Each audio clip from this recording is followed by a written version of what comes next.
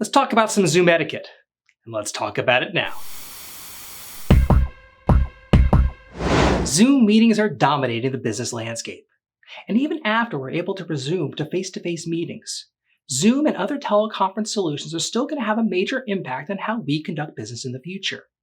And yet, despite the fact that we've been using Zoom regularly for the last few months, people are still making the same basic mistakes over and over and over again.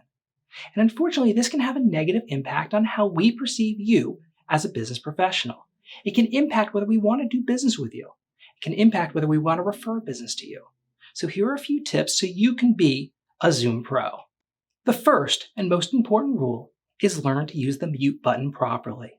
If you're in a large group meeting, it's best practices to leave yourself muted.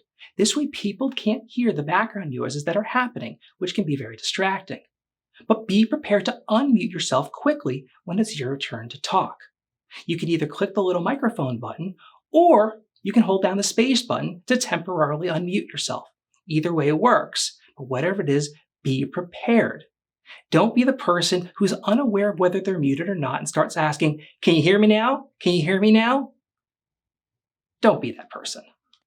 The next thing to be aware of is pay attention to your framing. And by framing, I mean where your head is relative to the video screen. You don't want to be too high or too low. You want your eyes about 1/3 from the top of the screen. It's called the rule of thirds.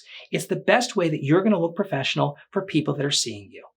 And don't forget your lighting. If you have more light on you, it's going to reflect better upon you. The next tip is pay attention. Pretend like it's a real meeting. Let's be honest, we all know when somebody's multitasking when they're on a Zoom call, when they're checking their email or other things. Don't be that person who's not paying attention to what's going on because it reflects poorly upon you in a business setting. Finally, let's talk about screen sharing.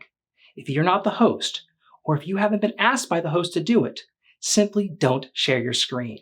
It's really distracting and very inappropriate. But if you are the host or you are the speaker, be mindful of what your screen is actually doing. Remember, PowerPoint slides in a live presentation is only meant to enhance the speaker, not be a replacement for. So you're going to want to make sure you still use video integrated with your PowerPoint slide the whole time. So that means if you're going to want to take down that screen and then reshare, that's certainly more appropriate than leaving a boring PowerPoint slide up the whole time that isn't moving and doesn't create the interaction that Zoom and other teleconference solutions are so powerful at doing.